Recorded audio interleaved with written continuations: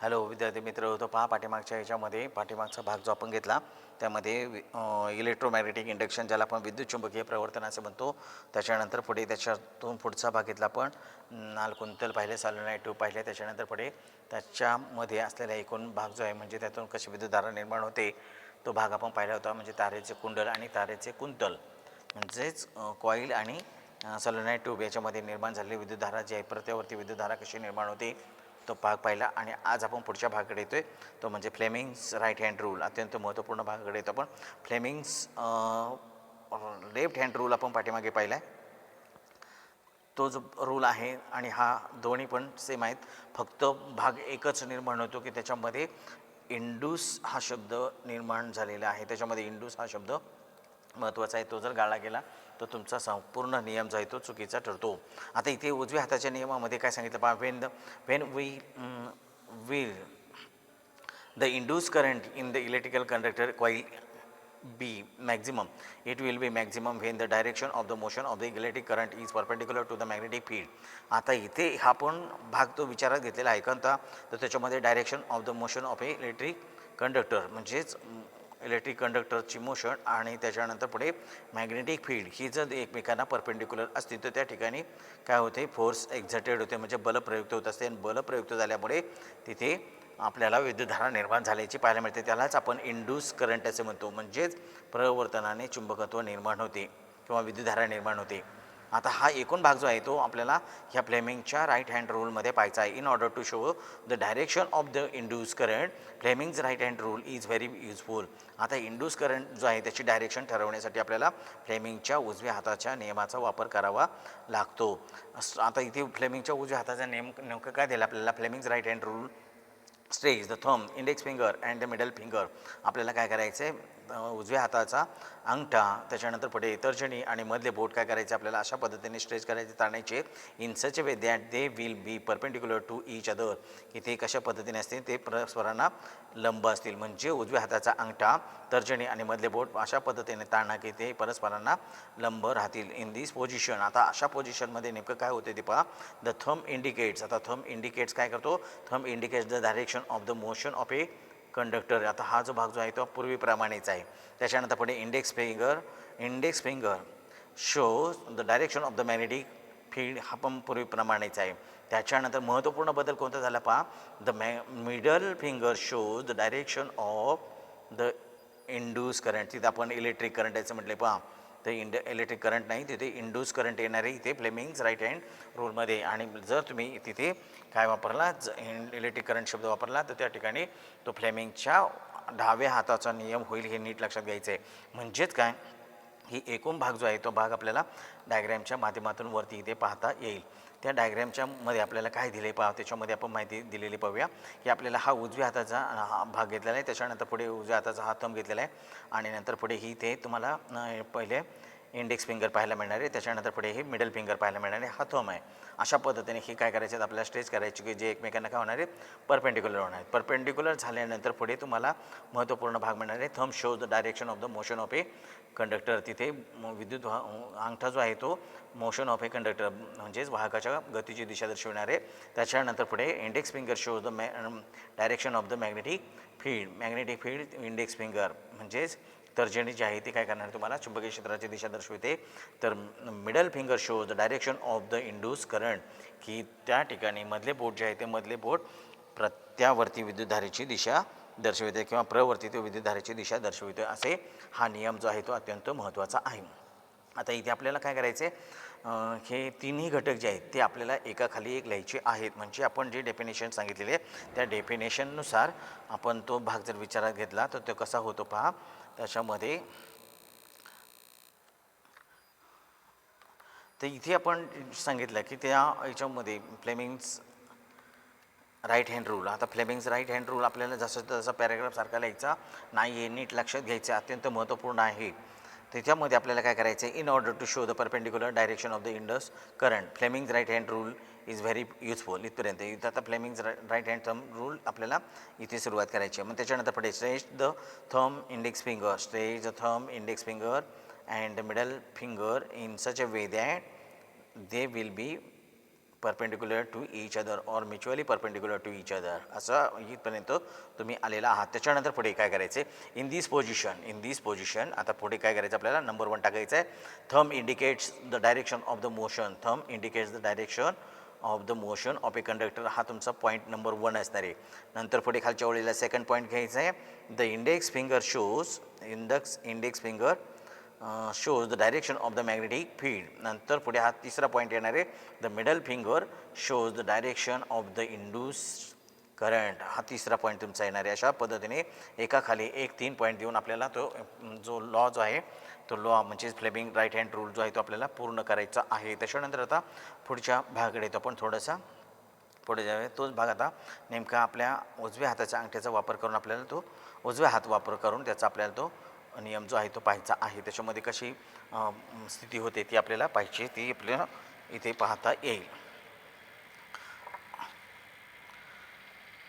या ठिकाणी आता हा मी माझा उजवा हात वापरलेला आहे. त्याच्या उजव्या हाताचा आपल्याला काय करायचा, थंब, त्याच्यानंतर पुढे आपल्याला इंडेक्स फिंगर आणि मिडल फिंगर असे तिन्ही बोटं घ्यायचे. तिन्ही बोटं आपल्याला काय करायचे, थंब अँड इंडेक्स फिंगर काय करायचं, mutually perpendicular to each other, also the index finger and middle finger mutually perpendicular to each other. अशा पद्धतीने म्हणजेच आपल्या उजव्या हातामध्ये thumb, index finger and middle finger stretch the thumb, index finger, middle finger in such a way that they are mutually perpendicular to each other. Then the thumb shows the direction of the motion of the conductor, index finger shows the direction of the magnetic field, and middle finger shows the direction of the induced current. Induced शब्द महत्त्वाचा आहे, हे नीट लक्षात घ्या. induced current म्हणजे प्रत्यावर्ती विद्युतधारेची दिशा हे मधले बोट दर्शवित असते. आता असा एकूण भाग जो आहे तो आपण घेतलेला आहे. त्याच्यानंतरच्या पुढच्या भागाकडे आपण पुढचा जो भाग दिला आपल्याला इंट्रोडक्शन टू सायंटिस्ट, तो भाग आपला अभ्यासक्रमातून बघण्यात आलेला आहे. आणि आता पुढे आपण जातोय तर पुढचा भाग पाहणार आहोत, alternating and direct current, DC current, AC current. हा भाग जो आहे तो आपल्याला डिफरन्शिएट बिटवीनसाठी अत्यंत महत्त्वाचा आहे, लक्षात घ्यायचं आहे. डायरेक्ट करंट आणि alternating current and direct current. Alternating current ज्याला आपण प्रत्यावर्ती विद्युतधारा असं म्हणतो, डायरेक्ट करंट ज्याला आपण DC करंट दिष्ट विद्युतधारा असं म्हणतो, दिष्ट विद्युतधारा. आता याच्यामध्ये काय माहिती दिली, so far we have learned about non oscillatory current flowing in one direction. Non oscillatory म्हणजे दोलन कशी घेतात ते तुम्हाला माहिती आहे. आपण इयत्ता 9मध्ये दोलनाचा भाग आपण पाहिलेला आहे. In a circuit from the cell to the cell. आता इथे ह्या सेल टू सेल म्हणजे एका सेलपासून दुसऱ्या सेलपर्यंत, सेल टू सेल, त्याच्यामध्ये करंट जो आहे तो एका डायरेक्शनमध्ये प्रवाहित होतो. त्याच्यानंतर पुढे such a current is called as a direct current. अशा करंटला आपण काय म्हणतो, अशा विद्युत प्रवाहाला आपण काय म्हणतो, दिष्ट विद्युतधारा असे म्हणतो. त्याच्यानंतर पुढे as against the current changing in magnitude and the direction after equal intervals time which are called as alternating current. नंतर पुढे काय होतं की त्याच्यामध्ये अशा विद्युतधारे दिष्ट विद्युतधारेचे म्हणतात. या उलट की तिथे आपल्याला दिले की करंट जो आहे तो त्याचे करंट म्हणजे विद्युतधारेचे परिणाम आणि दिशा ठराविक समान कालावधीनंतर ती बदलते. ठराविक समान कालावधीनंतर मॅग्निट्यूड अँड डायरेक्शन दोन्ही पण बदलत असेल तर तिथे and equal intervals of time which are called as alternating current. जिथे इथे काय सांगितलं आपल्याला की ज्या विद्युतधारेचे परिणाम आणि दिशा ठराविक समान कालावधीनंतर बदलते त्यास प्रत्यावर्ती विद्युतधारा असे म्हणतात. हे दोन्ही नीट लक्षात ठेवा. इथे प्रत्यावर्ती विद्युतधारेमध्ये दिशा जी आहे ती बदलते आणि दिष्ट विद्युतधारेमध्ये डायरेक्ट करंटमध्ये ती जी काय आहे ती नॉन ऑसिलेटरी असते. नॉन ऑसिलेटरी म्हणजे अदोलायमान असते की त्याच्यामध्ये ती विद्युतधारेची दिशा बदलू शकत नाही, परिणाम बदलू शकत नाही. तसं एकूण त्याच्यानंतर पुढच्या भागाकडे येतो आपण. The direct current can increase, can be stable, can be reduce. आता डायरेक्ट करंट जो आहे तो काय होऊ शकतो, तो एकतर स्थिर राहू शकतो, बदलू शकतो, वाढू शकतो, कमी होऊ शकतो. म्हणजेच त्या डायरेक्ट करंटची जी काही मूल्य जे आहे ते आपल्याला सहजपणे बदलता येऊ शकते.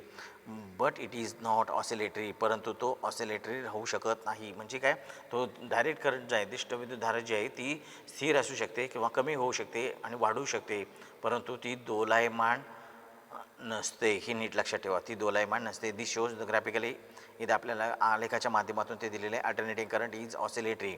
अल्टरनेटिंग करंट जे आहेत, differentiate between alternating current and DC current, AC current and DC current असा आपल्याला फरक विचारला जाऊ शकतो. तो अल्टरनेटिंग करंट जो आहे तो ऑसिलेटरी आहे, म्हणजे दोलायमान आहे. म्हणजे तो दोलायमान म्हणजे नेमकं काय, की त्याच्यामध्ये जर आपण एखादा पॉईंट असा घेतला की एका बाजूला ए पॉईंट आहे आणि दुसऱ्या बाजूला बी पॉईंट आहे, म्हणजे ह्या बाजूला ए पॉईंट आहे, एकडून बीकडे जाणार, पुन्हा बीकडून एकडे येणार, अशा पद्धतीचे दोलायमान जे ते सतत चालू राहते, त्याला आपण ऑसिलेटरी असं म्हणतो. हे नीट लक्षात घ्यायचं आहे.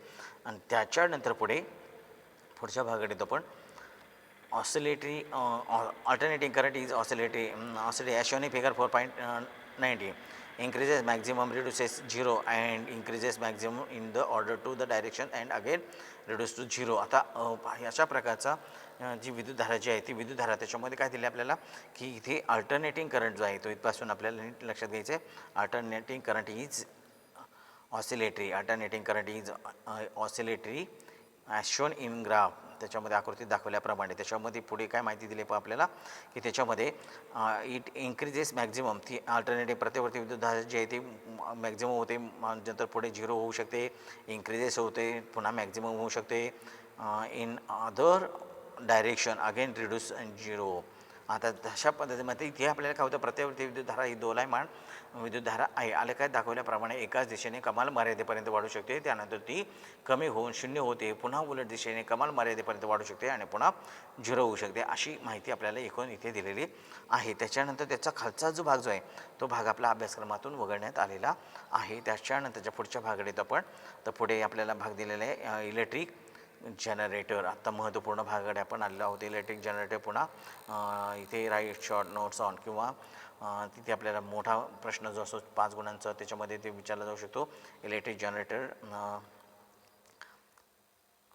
write the structure, write the sketch and table, the diagram of electric generator, write the structure and function of the electric generator. असा 5 गुणांसाठी प्रश्न विचारला जाऊ शकतो. इलेक्ट्रिक जनरेटर ज्याला आपण काय म्हणतो, विद्युत जनित्र असे म्हणतो.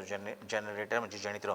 We have seen the experiment based on the electromagnetic induction. आता इथे आपण काय विद्युत चुंबकीय प्रवर्तनावरती आधारित असे आपण प्रयोग पाहिलेले आहेत. The current produce in this experiments was very small magnitude. आता तिथे अशा त्यामध्ये निर्माण होणार म्हणजे कोणत्या याच्यामध्ये, तर विद्युत चुंबकीय प्रवर्तनावरती निर्माण झालेले काही प्रयोग जे आहेत किंवा त्याच्यामध्ये निर्माण झालेली विद्युतधारा जी आहे त्यात निर्माण होणाऱ्या विद्युतधारेचे मूल्य जे आहे ते अत्यंत कमी असते, म्हणजे व्हेरी स्मॉल मॅग्निट्यूडमध्ये आपल्याला पाहायला मिळते. म्हणजे तिथं मॅग्निट्यूड जे आहे ते कमी प्रमाणात असतं. But the same principle can बी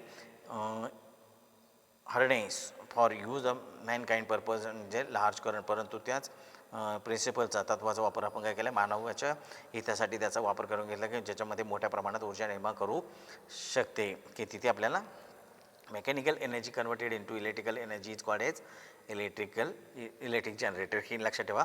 ते मेकॅनिकल एनर्जी जी आहे ती त्याच्यामध्ये वापरली जाते. मेकॅनिकल एनर्जीचं कन्वर्शन इलेक्ट्रिक एनर्जीमध्ये केलं जातं आणि ते करण्यासाठी मॅग्नेटिक फील्डची आवश्यकता असते. आणि तोच भाग जो आहे तो आपल्याला इथे ह्या इलेक्ट्रिक जनरेटरमध्ये आपल्याला पाहायचं आहे.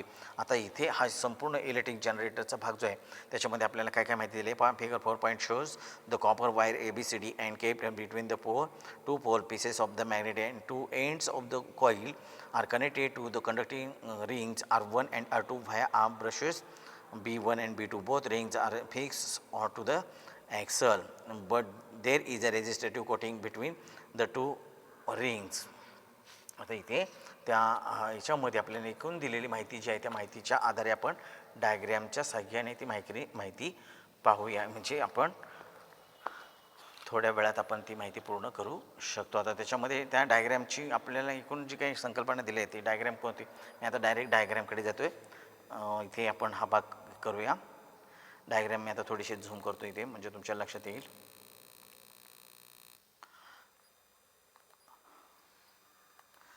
आता ह्या डायग्रॅमच्या आधारे आपल्याला काय सांगितलं आहे, त्याच्यामध्ये फिगर दिलेले आपल्याला. फिगर 4.20 इथे figure 4.20 electric generator.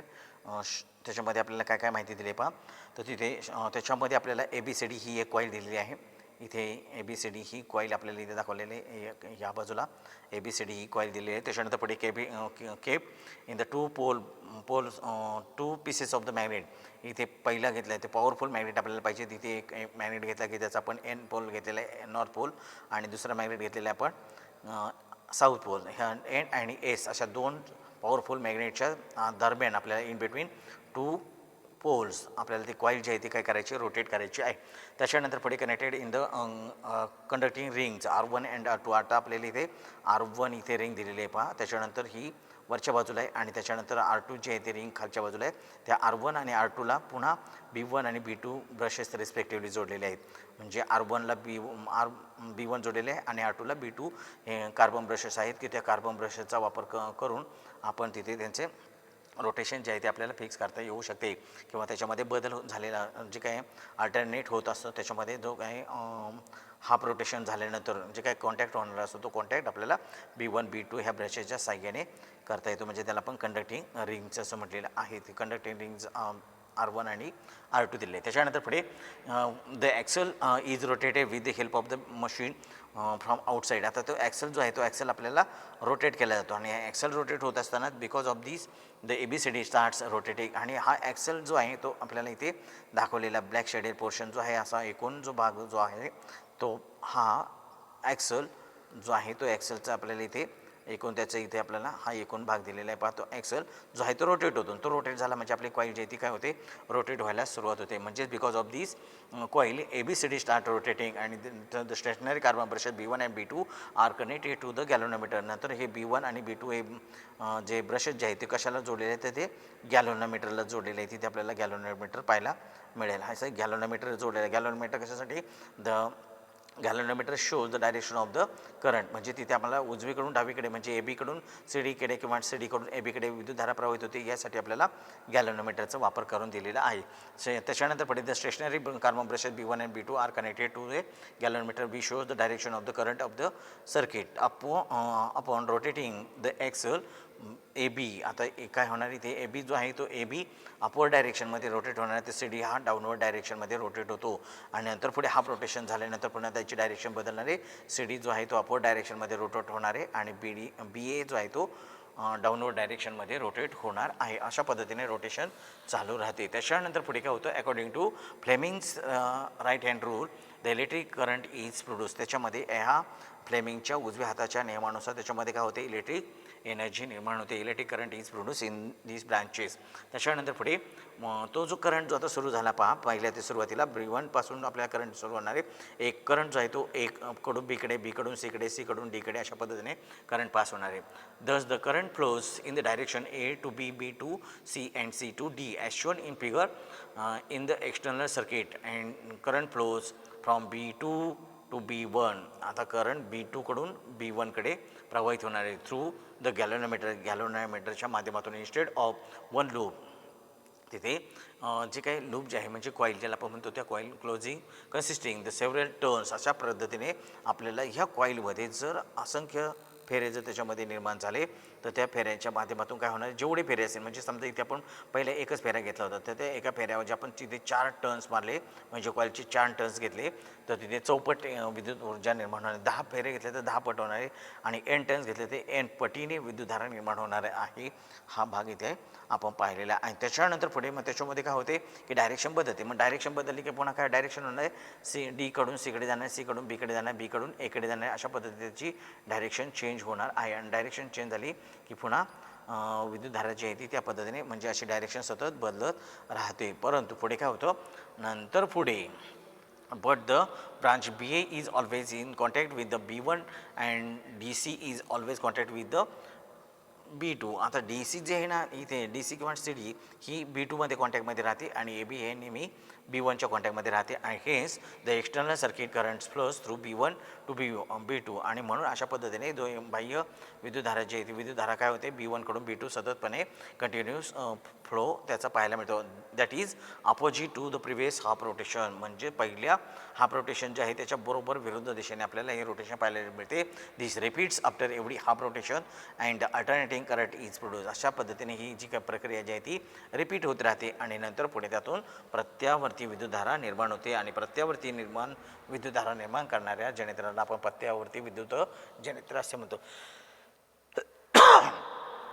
The electric generator which produces the alternating current is called as alternating electric generator. ही नीट लक्षात ठेवा. म्हणजे ज्या जनरेटरमध्ये प्रत्यावर्ती विद्युतधारा अल्टरनेटिंग करंट निर्माण केला जातो अशा जनरेटरला अल्टरनेटिंग इलेक्ट्रिक जनरेटर असे म्हणतात. आणि नंतर पुढे डायरेक्ट इलेक्ट्रिक जनरेटर कोणाला म्हणायचे तर ज्याच्यामध्ये दिष्ट विद्युतधारा निर्माण होते त्याला डायरेक्ट जनरेटर असं म्हणायचं. इथे आपण हा संपूर्ण भाग पाहिला. यानंतरचा पुढचा भाग जो आहे म्हणजे इथे आपलं प्रकरण संपलेलं आहे. पुढचा जो भाग पॅराग्राफ दिलेला आपल्याला तो आपला अभ्यासक्रमातून वगळण्यात आलेला आहे. यानंतरचा पुढचा व्हिडिओ आपण पुढच्या प्रकरणासाठी पाहणार आहोत. आज आपण इथे थांबूया. धन्यवाद.